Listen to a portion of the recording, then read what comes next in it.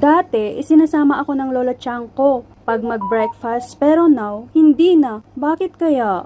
Ayan, what's up mga persons? Gagawa nga pala ako ng simpleng salad for my breakfast. O diba, a little bit healthy. O diba, healthy. Dati ay araw-araw kami ni Lola Chang kumakain sa labas ng pang-umagahan, pero now ay hindi na at ako na daw ang bahala sa breakfast ko at kainin ko kung ano yung gusto ko. Binibigyan naman niya ako ng pambili ko, kaya no problem. Cucumber, apple at boiled eggs nga pala ang ginawa kong salad pang breakfast ko.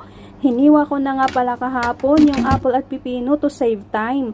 Nagboil lang ako ng egg, peel, and hiniwa ko na din. Sa malaking bowl ay pinagsama-sama ko ang boiled eggs, apple at ang cucumber. Tinaktakan ko ng asin and pepper to taste. Saka ko nilagyan ng kunting mayonnaise para naman malasa-lasa konti.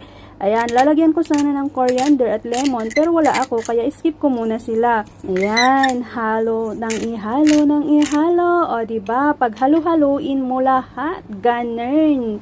Ito yung gustong-gusto ko kasi kung anong gusto kong kainin for breakfast ay makakain ko, nakakain ko. Araw-araw ako binibigyan ni Lola Chang ng pambili ng aking breakfast kaya napakalaking bagay na sa akin yon.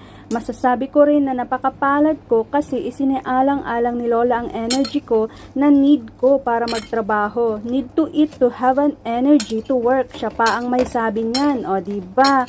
Isa pa ay gusto ko kasing ako yung gumagawa ng pagkain ko. Sa mga kainan at mga dim sum house kasi, lagi kumakain si Lola Chang.